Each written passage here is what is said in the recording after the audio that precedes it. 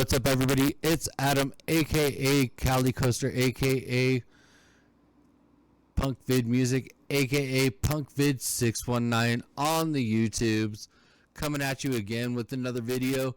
It's a 2-for-1 deal. I've been off for a little while. I was on vacation, and I got a lot of thoughts that I want to get out there, and you probably already saw that I had some things to say about what Walt Disney World and Imagineering did with the Magic Kingdom with their river system.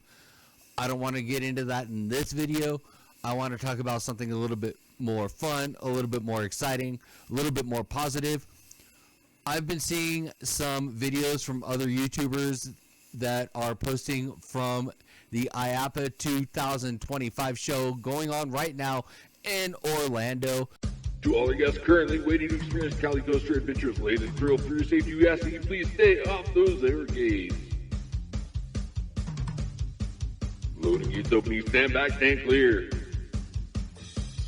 Welcome. Please watch your step as you enter the ride vehicle at this time. Please secure all loose articles. Leave them in the cubbies if you do not have a non-rider to leave them with. There are no loose articles allowed aboard this ride. Once you're seated, go ahead and secure those restraints. Keep your head back. Sit upright, hold on tight. Clear 1, clear 2, all clear. Dispatch, enjoy your ride.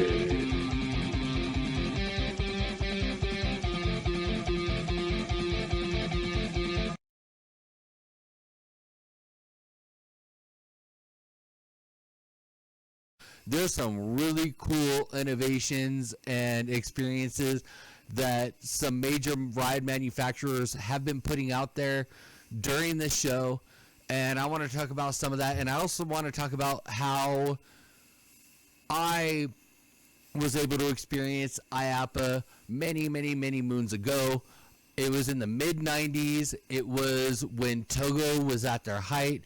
They were promoting their mega coaster model, which the only one that ended up coming to the U.S. was a huge disappointment. It was not what it should have been. It was not what it could have been. Viper at Six Flags Great Adventure was a huge letdown for the hype that it had received, especially if you were at the IAAPA show that year when Togo was unveiling their mega coaster model. They had a lot of promotional materials out.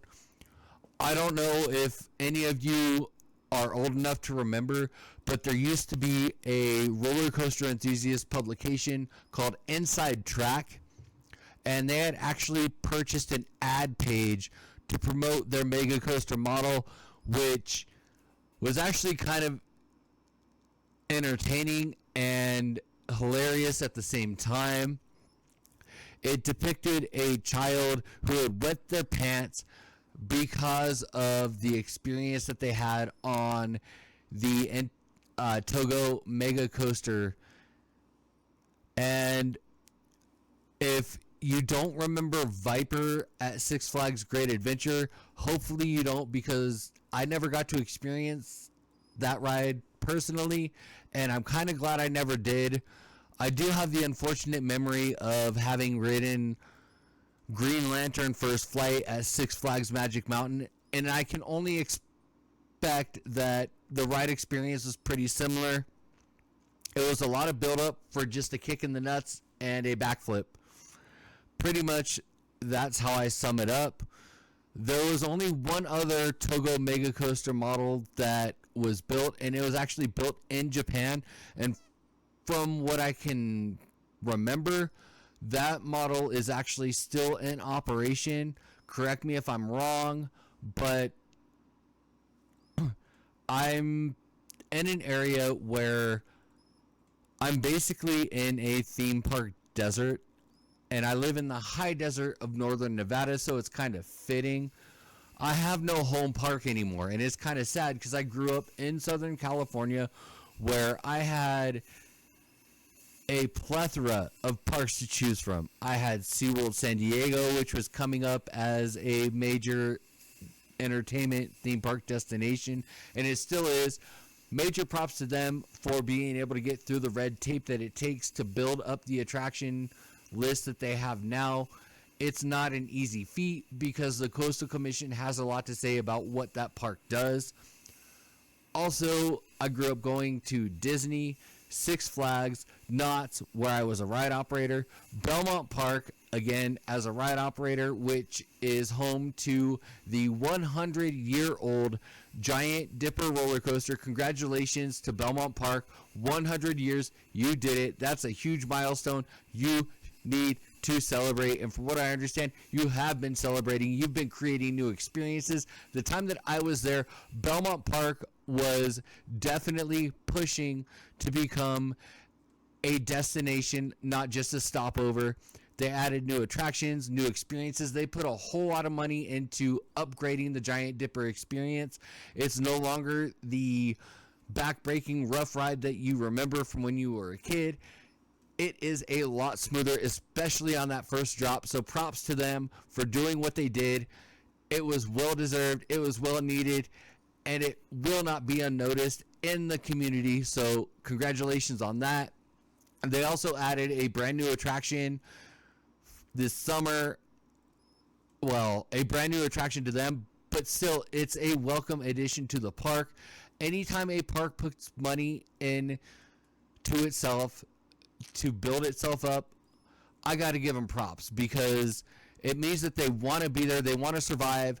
They want you to notice them. And Belmont Park has done a lot in the last 15 years to be noticed. It is not a park to be missed. If you are ever in San Diego, take a few hours, check out Mission Beach, but definitely check out the Giant Dipper and Belmont Park. You will not be disappointed. It will be worth your time and your money for the experience. On top of that, I went to Universal. I went to Six Flags Magic Mountain. I had a lot of parks within a couple hours drive to choose from. And now, where I live, my closest parks are Six Flags Discovery Kingdom, which, in terms of a Six Flags park and a thrill park, it's not the greatest, but it's fun. I mean, it's worth a trip. Maybe 2 trips. I don't know. It's been a long time since I've been there. I do remember the SLC. Yeah, I still get headaches when I think about that one. And just a little bit further south, at the bottom of the Bay Area, you have California Great America, which is a great park, and I'm sad to hear that it's in its final years of operation. I really wish the city would do something about that. The city needs to buy up the park, make sure that that park can stay in operation, because it is truly a world-class destination for families. It is right next to Levi Stadium where the 49ers play. Maybe they can come up with a deal where both of them can coexist. Both of them can bring in revenue for the city. I'd love to see that happen. And then a little bit further southwest of that, on the beach, you've got California's premier beachfront amusement destination, the Santa Cruz Beach Boardwalk, which has the original Giant Dipper roller coaster, built in 1924 by the same manufacturer and designer that did the one down in San Diego. They are the only 2 surviving West Coast beachfront twister style roller coasters still in operation. They are both worth a ride, but for my money, Santa Cruz Giant Dipper has the edge by a little bit. Just a little bit. And here's why. The initial drop out of the station into the tunnel is iconic. You can feel the train rattling the station while you're waiting to board. You can hear it roar. You can feel it. It is quite the experience. It is all indoor until you get out to that lift hill. And honestly, from start to finish, it never lets up. Even that lift hill is a thrill. Anyway, that's what I got to say about those parks. I miss having a park I can go to. I really do. That's why this channel's built up so much, because I love talking about parks as much as I love going to them.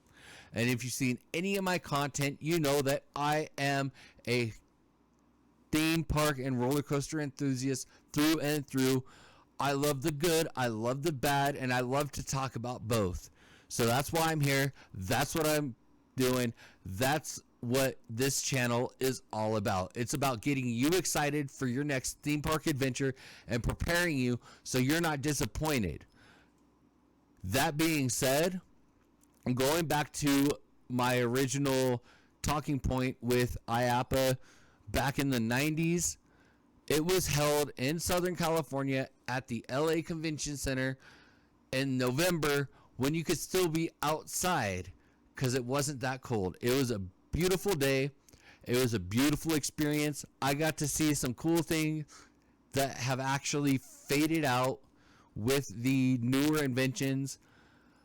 I got to ride the iWorks iMotion Theater, which is their simulator style ride that they had. I don't even know if iWorks is still in existence, but they're the ones that were responsible for the Paramount Parks Days of Thunder ride film and show experience, which for its time, it was a great experience. It wasn't Star Tours, mind you. Only Disney can do Star Tours. But for what it was a great ride. It was a great experience. It was a great show. It was a lot of fun. I also got to see the first generation Huss Top Spin in action and got to test ride it on top of the convention center roof, which was kind of cool. They had a few rides set up. This was back before IAAPA became what it is today. It used to be able to fit in the Los Angeles Convention Center. It no longer can fit there. The only convention center that can hold IAAPA today in the United States is the Orange County Convention Center in Orlando, Florida. And I really wish I could get an opportunity to go, because from what I've seen from the videos that some of the theme park vloggers and streamers that I follow have shown, it is definitely not to be missed for any enthusiast. Mach has put out a brand new ride system, a brand new ride experience. It basically combines the thrills of a roller coaster with the drenching experience of a whitewater rapids ride. So it's as if Intamin and Mach got together, had a baby, gave birth, and that is the River Expedition thrill ride. And I am so excited that Dollywood is finally getting that, because that is definitely a top tier attraction that a top tier park deserves.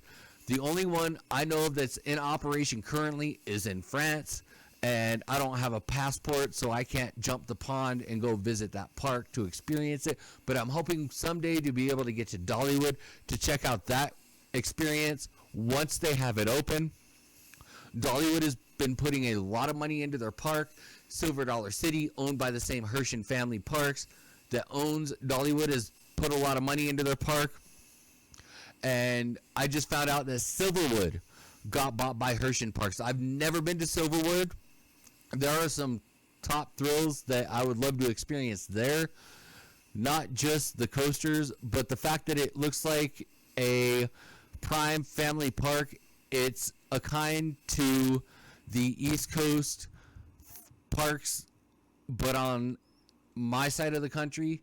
I'd love to check out Kennywood, Knoebels, Hershey Park. I went to a long time ago, but it is not the same park that it is now as when I was at that park back then. Sorry. Been a long day, and I'm doing this while I'm working. I'm not at work tonight, but doing this while I have a full-time job is exhausting, but it's a lot of fun for me because, again, I love theme parks. I love talking about theme parks. I love getting you excited about theme parks because you should be. They're a lot of fun. If you've never been to a real theme park, I suggest you try to make the time, try to find the funds, get you to a theme park tomorrow. If I had the money, I'd send you myself. But like I said, I got a day job, so I'm broke. So that ain't going to happen. But anyway. So yeah, IAAPA, it comes around every year, but I feel like from what I've seen posted from people that I watch from this year, it's a lot more exciting than it has been in years past. That's not to say that other years have sucked, but it seems like manufacturers and designers and engineers are getting more and more creative and more intuitive into what guests want, what guests need, what guests should experience while at a park. Huge shout out to Zamperla for creating what I've seen as a world's first all accessible thrill ride going into an all accessibility park in Texas with their, it looks like it's a wave swinger / drop tower combination, but it has the added feature of allowing people in wheelchairs to be able to experience the ride, and also allowing riders to control their own experience. I can't wait to see how that plays out in real world scenarios, because that is something that the world needs. I don't believe that somebody's disability should exclude them from having fun just like everybody else when they go to theme parks. But I do believe that they need to heed the warnings regarding whether or not they should be participating in those rides. And I've done a couple videos about that. I don't want to get into it a lot because there's already been a lot said. It was a huge tragedy. It was a huge loss. I feel for the family, but the park should not have been held responsible for that situation. If you haven't seen those videos, go check them out. They're on my channel. But I think it's really cool that theme park and amusement ride manufacturers are trying to create a more accessible, more friendly experience for everybody, whether that be they stay in their wheelchair and ride or other ways. I'm blown away by the fact that a major manufacturer who's known for extreme thrills that have been responsible for excluding people is finally starting to find a way to get everybody involved, regardless of their physical abilities. And that, to me, is amazing. And that's honestly one of the reasons why I get more excited every year when IAAPA comes around, because IAAPA showcases the latest and greatest from every operator, manufacturer, designer that the theme park world has to offer. And I can't wait to see what they showcase next year. And I know IAAPA is only halfway through. It's not even done. And I'm already blown away by the offerings that are being shown. So, as a huge enthusiast, I want to say to all you streamers, all you influencers, all you theme park content creators, if you're at IAAPA now, keep those reels coming. I want to see them. I want to hear your thoughts. I want to share my thoughts. I can't wait to see what the theme park world holds next. This is Cali Coaster. Peace.